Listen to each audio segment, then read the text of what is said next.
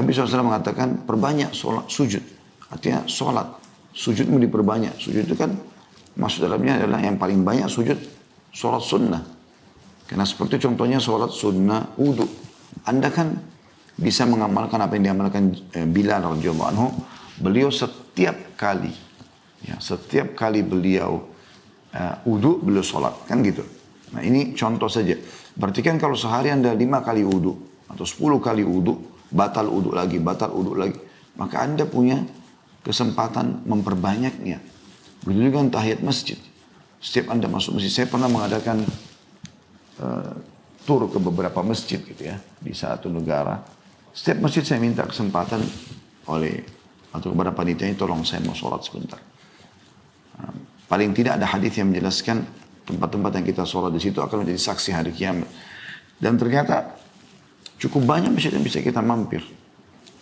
Ya, minimal kalau kita hubungkan dengan 5 waktu sholat berarti 5 kali kita masuk masjid kan gitu.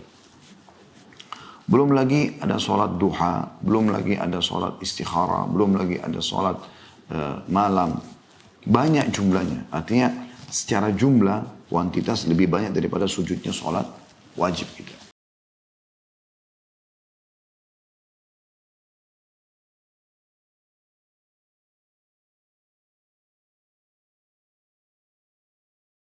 Kita akan masuk saudaraku seiman pada pagi ini. Semoga Anda sudah menyiapkan pulpen dan kertas untuk menambah informasi bagi teman-teman yang memegang bukunya ya. Sahih Hadis Qudsi. Dan bagi yang mengikuti secara online pun saya berharap Anda bukan hanya sekedar mendengar. Karena dalam menuntut ilmu itu sangat sempurna kalau kita menggabungkan antara mata yang melihat, telinga yang mendengar, ya kemudian juga lisan yang mengulangi, maksudnya menghafal, dan tangan yang menulisnya.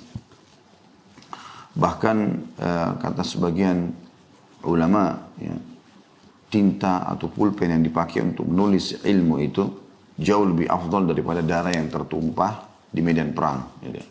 Karena ilmu itu atau seorang alim bisa menyabarkan dan memotivasi 1000 mujahid ya, untuk berperang dengan ilmunya. Begitu juga dia bisa membuat sabar 1000 orang fakir miskin ya, agar mereka tabah dalam cobaan yang sedang Allah datangkan. Jadi ilmunya sangat mulia. Baik, kita akan masuk insya Allah di halaman 129, tepatnya urutan hadisnya 115. Di sebelahnya ada titik 2, sahih. Atau hadis ini sahih tentang keutamaan sholat-sholat sunnah. Sebelum kita baca teman-teman sekalian, saya tidak tahu kenapa masih banyak di antara muslimin yang malas sekali mengerjakan ibadah-ibadah sunnah. Setelah saya coba telusuri, ini ijtihad saja dari saya. Saya melihat mungkin mereka terkurung di definisi sunnah itu sendiri. Mereka menganggap sunnah secara fikih adalah, walaupun itu memang dipilih oleh ulama definisinya, mengerjakannya dapat pahala, meninggalkannya tidak berdosa. Meninggalkannya tidak berdosa. Jadi definisi ini kadang-kadang disalahfahami oleh sebagian orang. Dia pikir ya sudah, yang penting tidak dosa, nggak usah saya buat. Masuk ke dalam masjid, misal di waktu selain pandemi tentunya, masuk ke dalam masjid, dia ada kesempatan sholat qobliyah, ada kesempatan sholat wudu, ada kesempatan sholat tahiyat masjid. Enggak. Dia lebih pilih main dengan handphonenya, atau dia lebih pilih untuk duduk langsung di masjid dan cuma menunggu sholat fardu. Selepas sholat fardu ada amalan sunnah banyak. Bahkan amalan sebelum sholat sunnah, sholat wajib kita tahu ada selain sholat sunnah ada doa yang mustajab, waktu mustajab doa. Ini semua disia-siakan. Begitu juga dengan setelah sholat fardu ada zikir, ada sholat ba'diyah, disia-siakan. Tentu ada 2 sholat subuh dan asar tidak ada ba'diyahnya. Tetapi teman-teman sekalian seperti duhur, ya, maghrib, isya kan ada ba'diyahnya juga. Dia lebih berpikir selesai sholat fardu cukup. Lalu mulai dia keluar untuk beraktivitas. Dan ini disayangkan sekali. Semoga nanti akan kita sebutkan banyak sekali keutamaan sholat sunnah itu. Sayang sekali kalau kita sia-siakan. Ada banyak orang begadang sampai malam. Mungkin dengan tontonan-tontonannya. Tapi dia nggak pernah mau begadang untuk sholat tahajud, untuk sholat witir. Ada banyak orang punya kesempatan baik di pagi hari seperti ini untuk sholat duha. Nggak mau sholat duha. Tapi kalau meeting soal bisnis, atau duduk ngobrol kosong dengan teman-temannya, itu bisa gitu ya, dia lakukan. Jadi kita sayangkan sekali. Ya. Dan insya Allah pada kesempatan ini kita ingin membahas masalah itu insya Allah. Makanya saya berikan pembukaan seperti ini. Karena banyak sekali orang begitu. Dia tidak pernah berpikir untuk misalnya menjaga zikir pagi petangnya, beristighfar. Nanti dia sudah melakukan dosa besar. Itu pun kalau dia merasa jiwanya tertekan baru mengucapkan istighfar. Padahal ucapan istighfar sebelum terjadi permasalahan pun adalah bagian daripada syariat sunnah Nabi SAW. Dan pahalanya besar. Begitu juga dengan misal puasa sunnah. Anda sekarang Ramadan ini kan puasa wajib nih. Dan selama sebulan kita dilatih untuk terbiasa puasa. Terbiasa menahan haus dan lapar. Ini seperti orang yang training. Kita sudah masuk di hari-hari pekan pertama sudah berlalu. Kita sudah masuk di fase pekan kedua. Dan tak terasa Ramadan akan habis. Tapi sebulan penuh teman-teman sekalian sudah dibiasakan haus, lapar gitu kan. Tapi kita temukan setelah sebulan setelah Idul Fitri, seperti orang yang lepas tanda kutip dari penjara ibadah. Alhamdulillah, gembira dia. Bukan alhamdulillah karena sudah berhasil mendapatkan ilmu yang dia akan amalkan. Enggak. Alhamdulillah karena saya sekarang bebas dari puasa. Bebas dari sholat tarawih. Bebas dari baca Quran. Kan aneh. Terbukti setelah itu memang dia tidak mau mengamalkan. Dia nggak mau lagi puasa sunnah. Padahal setelah Ramadan ini ada puasa sunnah yang sangat ditekankan. Dan batas waktunya cuma sebulan juga. Walaupun dia cuma seminggu dikerjakan, tapi sebulan. 6 hari bulan Syawal. Nabi SAW bersabda, "Man shama Ramadhana thumma atba'u sittan min Syawal, kana ka shaumid dahr." Siapa yang berpuasa Ramadan sebulan penuh, lalu dia ikutkan 6 hari saja. Garis bawahi kalimat saya saja. 6 hari saja dari bulan Syawal, maka pahalanya sama dengan puasa selama setahun non-stop. Anda bayangkan 365 hari kita puasa non-stop. Kan panjang itu. Tapi Allah dengan kemahamurahannya memberikan kita pahala setahun hanya dengan sebulan Ramadan plus 6 hari saja. Anda bayangkan kalau Anda jadi pegawai di kantor. Kemudian pimpinan Anda berkata, siapapun pegawai di kantor ini, kalau dia selama Januari masuk full, kemudian di Februari dia lembur 6 hari. 6 hari saja sepekan. Maka gajinya saya kasih setahun. Artinya kalau gajinya 10 juta, ya, dengan setiap bulan, dia dengan sebulan 1 pekan tambah 6 hari saja. 6 hari ini kata kunci pengikat yang 1 bulan tadi. Maka akan diberikan gaji 1 tahun. Jadi dapat 120 juta. Ya mana Anda pilih?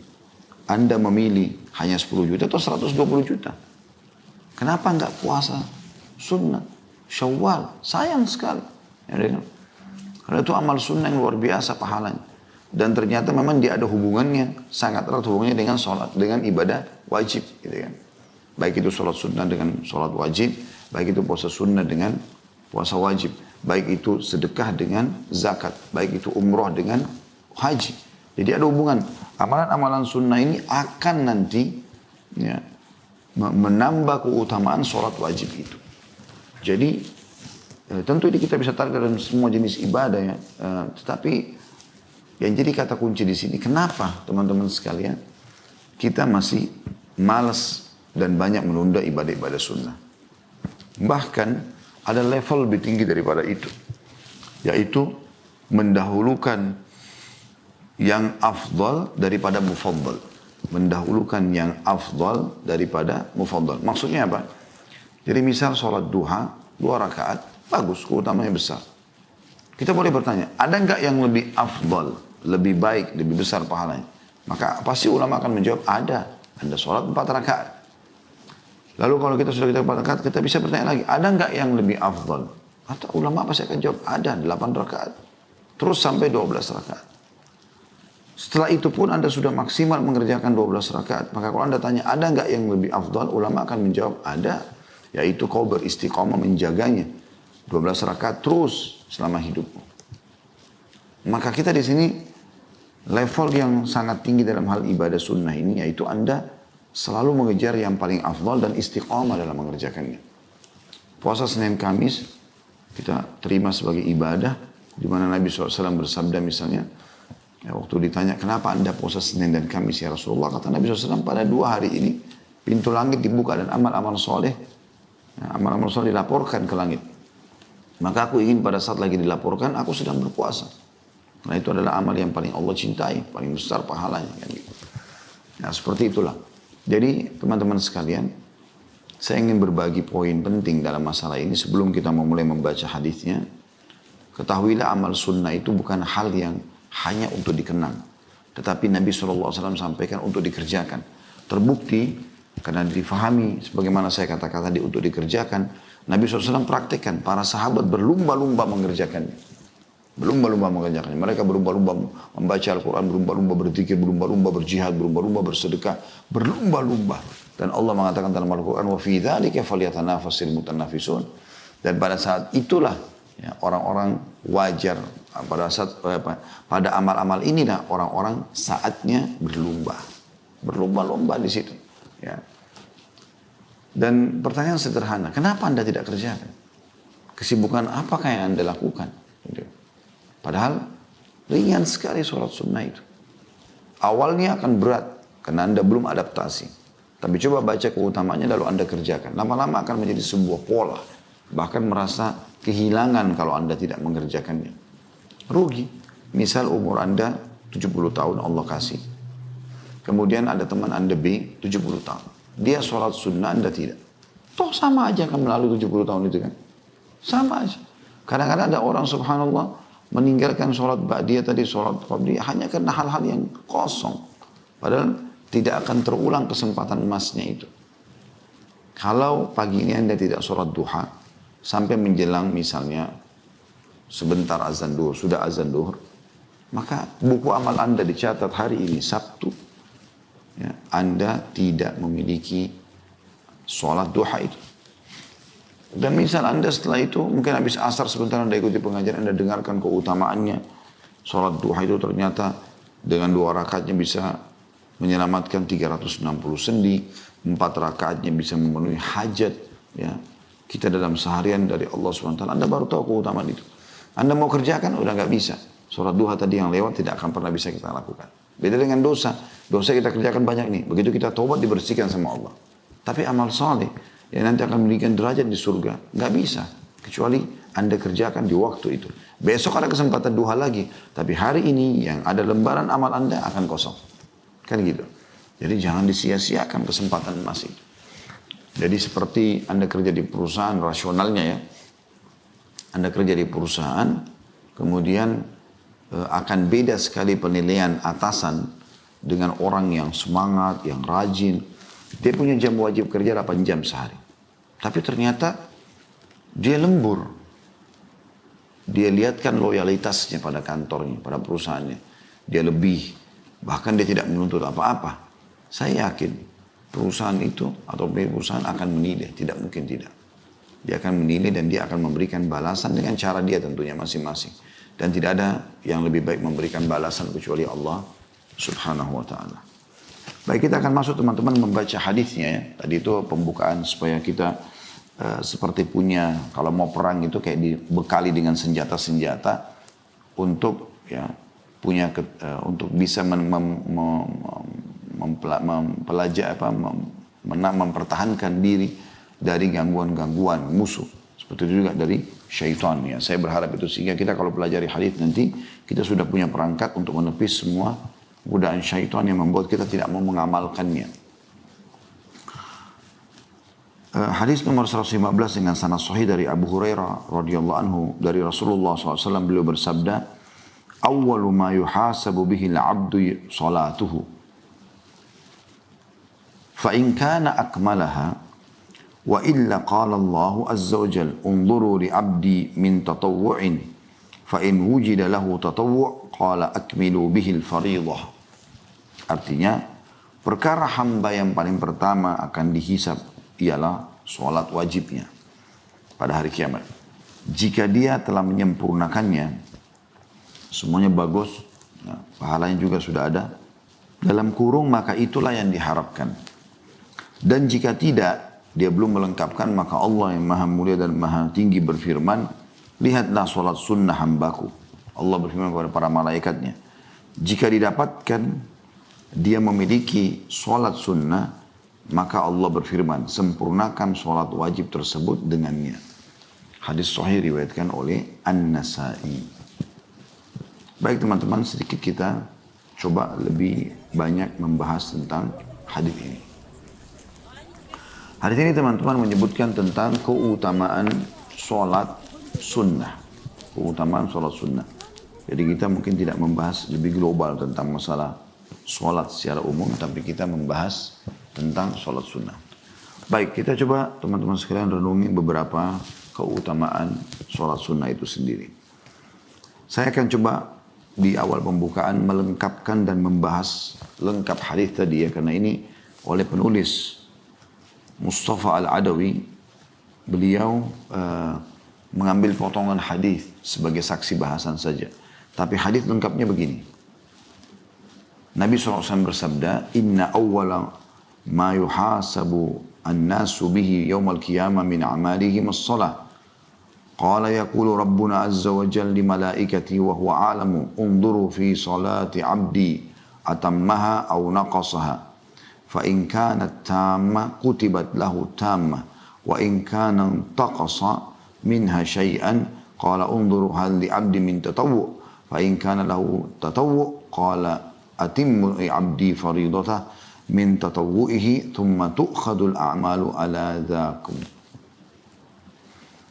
Mohon maaf, ini bukan hadis yang seperti tadi ya, tapi ini riwayat yang lain. Saya keliru tadi di awal membahasakan lengkapnya hadis yang ditulis oleh Syekh Mustafa Adawi. Rupanya yang saya coba susunkan sebagai penjelasan dari hadis ini adalah hadis lafaz yang berbeda, maksudnya lafaz lain tetapi semakna.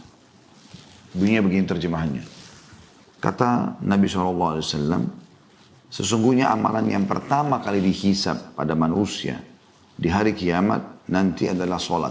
Jadi kan di riwayat Mustafa Al-Adawi tadi yang disebutkan dalam buku kita bukan manusia, tetapi di sini disebutkan adalah mukmin kalau saya tidak salah.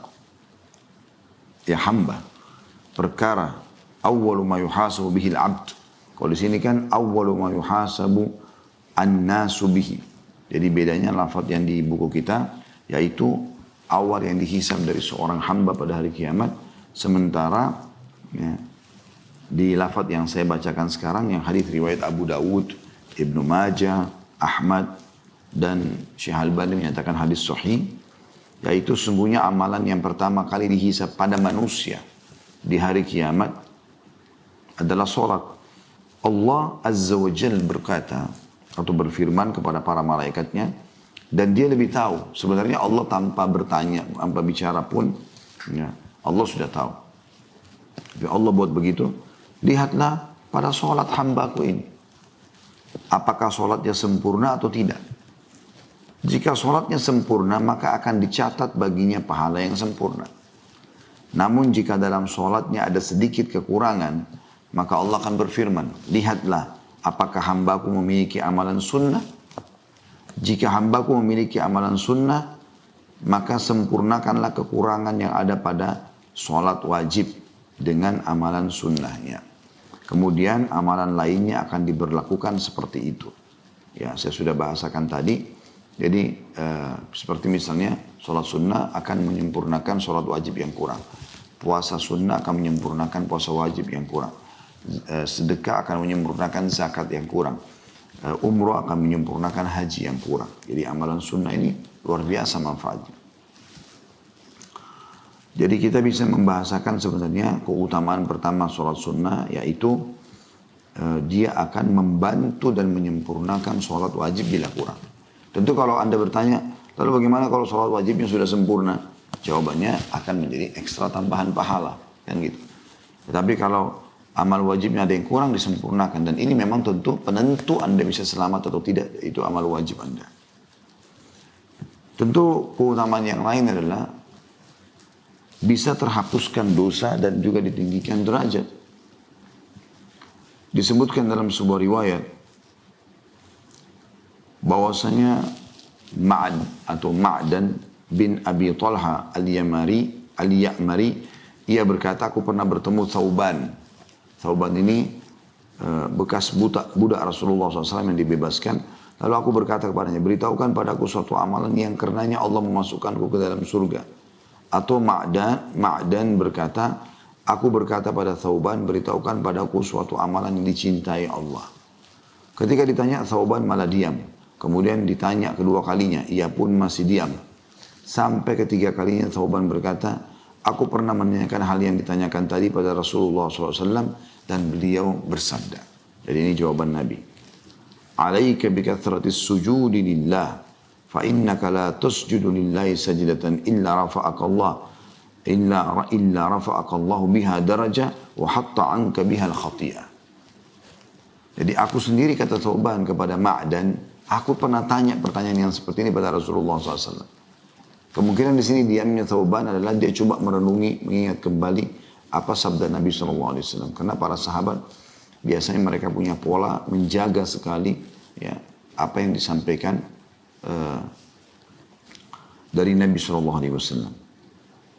Kemudian beliau teringat dan beliau mengatakan, aku pernah menanyakan kepada Nabi SAW dan Nabi mengatakan kepadaku, hendaklah engkau memperbanyak sujud atau sholat kepada Allah. Karena tidaklah engkau memperbanyak sujud karena Allah, melainkan Allah akan meninggikan derajatmu dan menghapuskan dosamu. Lalu Ma'dan juga berkata, aku pun bertemu dengan Abu Darda dan bertanya hal yang sama. Lalu sahabat Abu Darda juga menjawab sebagaimana dijawab oleh Thauban kepadaku. Hadis sahih riwayat Imam Muslim. Imam Nawawi rahimahullah berkata, hadis ini adalah dorongan untuk memperbanyak sujud. Yang dimaksud ini adalah memperbanyak sujud dalam sholat. Sebagaimana dalam syarah Sahih Muslim. Ya. Dan cara memperbanyak sujud dalam sholat adalah memperbanyak sholat sunnah. Ya, karena sujud sholat wajib kan terbatas. Gitu kan? Jadi misalnya subuh 4 kali sujud itu. Rakaat pertama 2, rakaat kedua 2. Duhur, asar, isya juga sama 4 rakaat ini. Ya. Jadi satu sholat 8 kali. Rakaat pertama 4 kali 4, 16 kali sujud. Ya. Begitu juga dengan asar, begitu juga dengan isya. Maghrib, ya, 6 kali orang sujud. Gitu. Nah ini terbatas dengan itu. Tapi Nabi SAW mengatakan perbanyak sujud. Artinya sholat. Sujudmu diperbanyak. Sujud itu kan maksud dalamnya adalah yang paling banyak sujud sholat sunnah. Karena seperti contohnya sholat sunnah wudu. Anda kan bisa mengamalkan apa yang diamalkan Bilal radhiyallahu anhu. Beliau setiap kali beliau wudu, beliau sholat. Kan gitu. Nah ini contoh saja. Berarti kan kalau sehari Anda 5 kali wudu atau 10 kali wudu, batal wudu lagi, maka Anda punya kesempatan memperbanyaknya. Begitu juga tahiyat masjid. Setiap Anda masuk masjid, saya pernah mengadakan tur ke beberapa masjid gitu ya di satu negara. Setiap masjid saya minta kesempatan atau kepada panitianya, tolong saya mau sholat sebentar.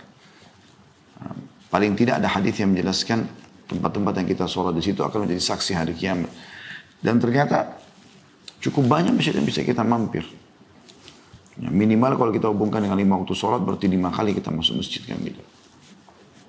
Belum lagi ada sholat duha, belum lagi ada sholat istikhara, belum lagi ada sholat malam. Banyak jumlahnya. Artinya secara jumlah, kuantitas lebih banyak daripada sujudnya sholat wajib gitu. Maka dikatakan di sini adalah sholat sunnah. Sebagaimana dijelaskan oleh Imam Nawawi rahimahullah. Selanjutnya teman-teman sekalian, keutamaan yang lain. Yang ketiga, akan dekat dengan Rasulullah SAW di surga. Diambil dari riwayat Rabi' bin Ka'ab al-Aslami radhiyallahu anhu, beliau berkata, kuntu abitu ma'a Rasulillahi sallallahu alaihi wasallam fa'ataitu biwudu'i wa hajati faqala li sal فقلت أسألك مرافقتك في الجنة قال أو غير ذلك قلت هو ذاك قال فإني على نفسك بكثرة السجود. Rabi' bin Ka'ab al-Aslami salah satu sahabat yang Allah karuniai kepada beliau kesempatan untuk sholat malam bersama Nabi SAW. Dan ini jarang terjadi tentunya ya. Jadi dia harus luangin waktu, dia tahu kapan Nabi sholat, maka dia ikut gitu loh. Ya, kadang-kadang Nabi sholat di rumahnya, kadang-kadang Nabi SAW sholat di masjid. Nah kalau di masjid ini biasanya orang bisa ikut. Ya. Sebagaimana dinukil dari beberapa orang sahabat, yang mana di antara mereka yang ikut sholat bersama Nabi SAW di masjid. Seperti kasus Abdullah bin Umar, Abdullah bin Abbas, dan seterusnya. Radhiyallahu anhum ajma'in. Dia mengatakan satu malam, saya pernah bersama Rasulullah SAW, maksudnya untuk sholat di sini. Lalu aku membawakan air wudhunya dan air untuk hajatnya. Nabi SAW, maaf, mau buang air kecil atau mau besar, disiapkan air untuk itu. Begitu juga setelah itu kalau sudah selesai, maka sudah suci, maka beliau wudhu, maka saya siapin kedua air untuk hajat itu. Lalu beliau sebagai bentuk berterima kasih kepada sahabat ini, Nabi SAW suka sekali ya, memberikan balasan. Beliau bukan memberikan balasan materi, tapi beliau mengatakan, mintalah sesuatu. Ketika kau telah menyiapkan air wudukku segala macam, ada sesuatu yang kau ingin minta. Dia mengatakan, aku hanya meminta agar aku bisa menjadi teman dekatmu di surga. Atau aku akan selalu bersamamu di surga. Jadi di mana anda derajatnya, saya dekat situ. Maka beliau SAW bertanya, apa ada sesuatu yang lain yang kau minta? Aku menjawab, kata sahabat ini, tidak ya Rasulullah. Maka beliau menjawab, kalau begitu, Nabi SAW jawab kepada Rabi'ah ya, bin Ka'ab al-Aslami radhiyallahu anhu, kalau begitu bantulah aku agar mewujudkan apa yang kau inginkan dengan banyak melakukan sujud. Hadis sahih riwayat Muslim. Nah ini teman-teman sekalian, kita bisa ambil jelas sekali benang merahnya ya. Kalau Nabi SAW menjanjikan agar bisa bersama beliau di surga, gitu kan? Memperbanyak sholat sunnah. Karena banyak sujud sudah kita jelaskan maknanya tadi. Kemudian yang keempat teman-teman sekalian, yang bisa kita ambil atau sebutkan keutamaan dari orang yang sholat sunnah. Sholat itu sendiri adalah amal yang paling Allah cintai. Dan sebaik-baik amal. Diambil dari riwayat Thauban radhiyallahu anhu, ia berkata, Rasulullah SAW bersabda, ini hadis sudah kita bahas panjang lebar di Sahih At-Targhib At-Tarhib ya. Yang bunyinya, kata Nabi SAW, istaqimu walan tuhsu. Beristiqamalah kalian dan sekali-kali kalian ya, jangan menghitung-hitung amal. Wa'lamu anna khaira amalikum as-salah. Dan ketahuilah, amal yang paling baik yang kalian miliki adalah salat. Tidak ada lagi mengalahkan pahalanya dan sangat luar biasa. Dicintai oleh Allah SWT. Wala yuhafidh 'ala al-wudu'i ilal mu'min, dan tidak akan mungkin menjaga wudu kecuali orang mukmin. Ini kita jelaskan pada saat menjelaskan di Sahih At-Targhib At-Tarhib tentang keutamaan wudu ya, beberapa hari atau waktu yang lalu. Ini juga kita selalu bedah di hari Jumat pagi, mirip waktu seperti ini kemarin kita sempat membahas itu ya. Kalau tidak salah bahasan tentang hadis ini kita sudah bedah panjang lebar. Bahkan satu pertemuan, 1 jam lebih membahas hanya hadis ini saja.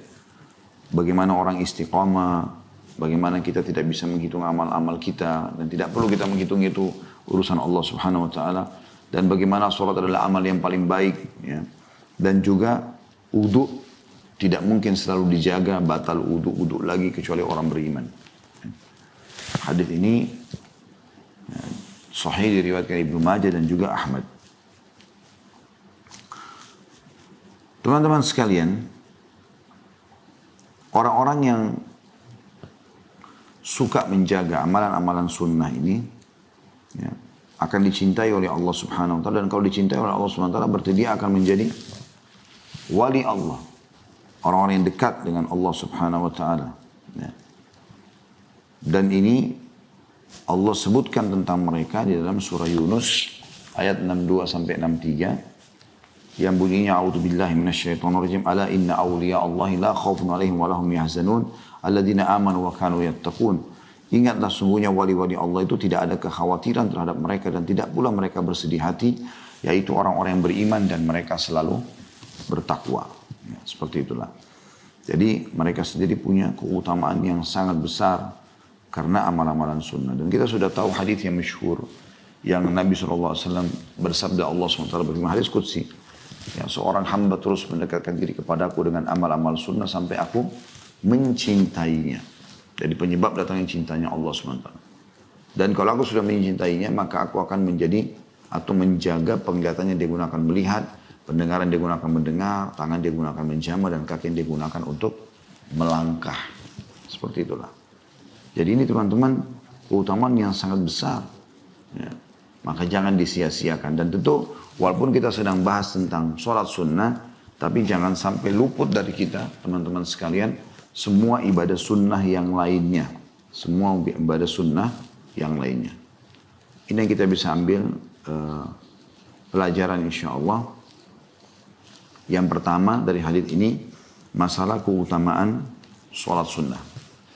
Pelajaran yang kedua yang kita bisa ambil adalah potongan pertama hadis, awwalu ma yuhasabu bihil abdu sholatu.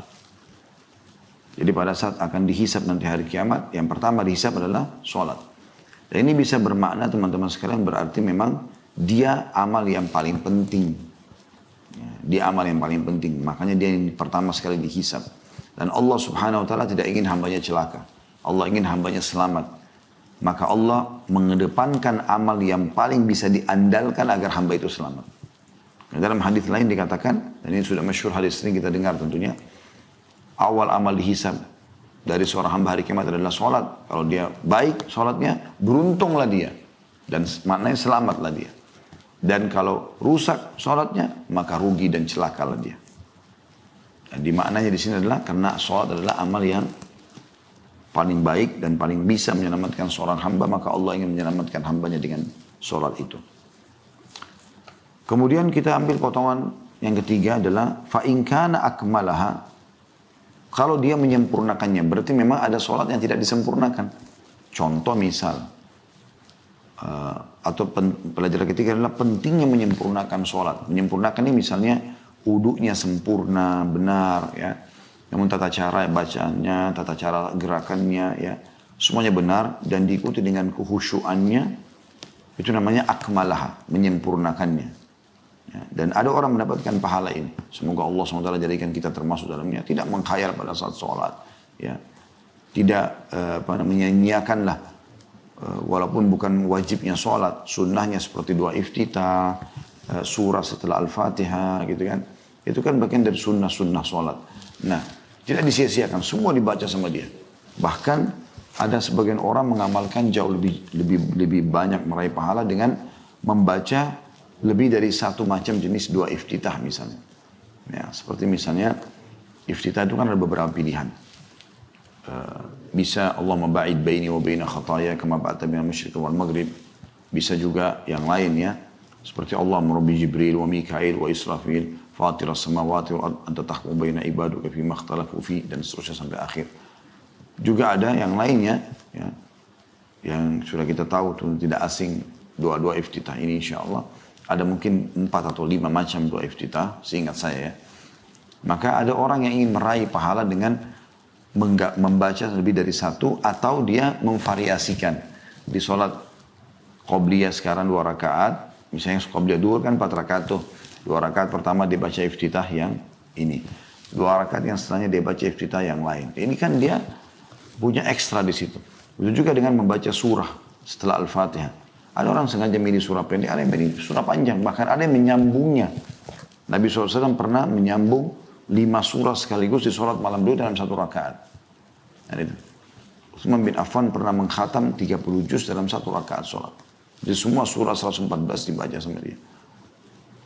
Nah, ini juga punya ekstra sendiri. Gitu. Jadi ada orang-orang memang yang sibuk mencari amal-amalan tersebut. Kalau teman-teman sibukkan diri untuk mengerjakan dan menyempurnakan, ya, sesuatu, maka kalaupun Anda tidak sampai nilai tertinggi, misalnya nilai yang terakhir tertinggi 100, maka Anda tidak akan jauh dari 100. Anda akan ada di 99, 98 gitu.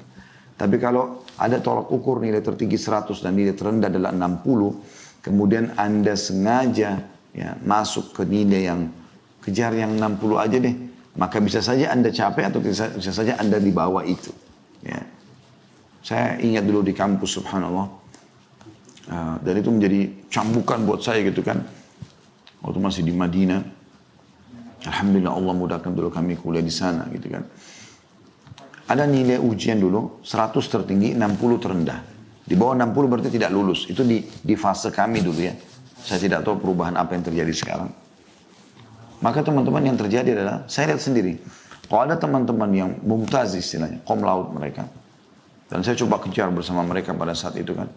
Ternyata, kalau kita targetnya 100, nilai 100, maka nilai kita memang berkisar di situ. Bahkan tidak akan turun dari 90.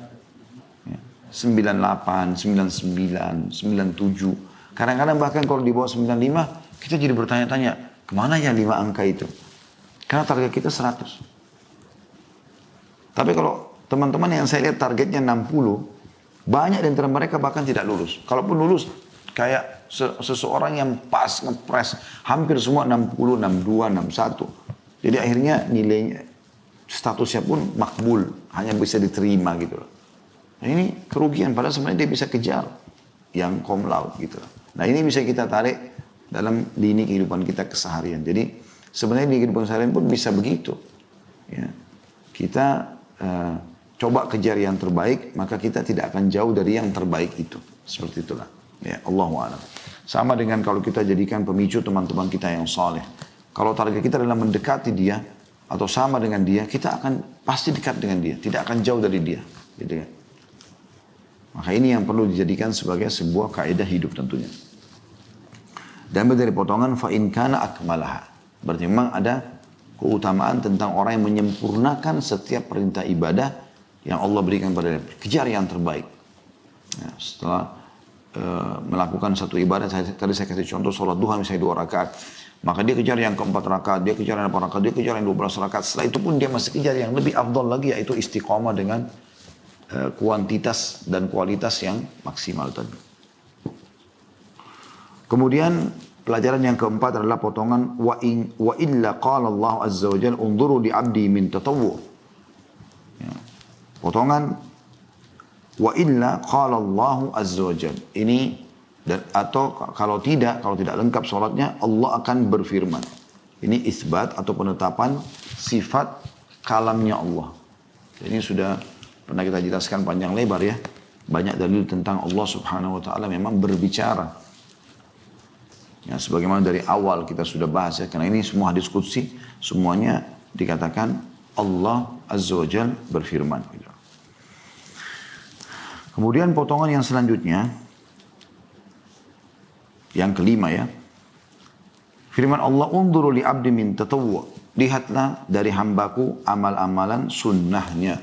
Ini jadi saksi bahasan kita tentang pentingnya kedudukan amal sunnah tadi. Dan makna tatawwu teman-teman sekalian adalah digunakan lafaz ini kepada semua amal tambahan selain wajib. Ya, salat tatawwu, puasa tatawwu ya. Ini bisa dipakai, digunakan lafaz ini. Dan bagaimana Allah Subhanahu wa taala memuliakan orang mukmin agar bisa selamat. Kalau enggak cukup amal wajibnya, maka amal sunnahnya. Mirip kalau kita di sekolah itu, kalau nilai ujian utamanya nggak cukup, maka coba cari ujian hariannya, coba cari absensinya, ya, dan seterusnya. Seperti itulah.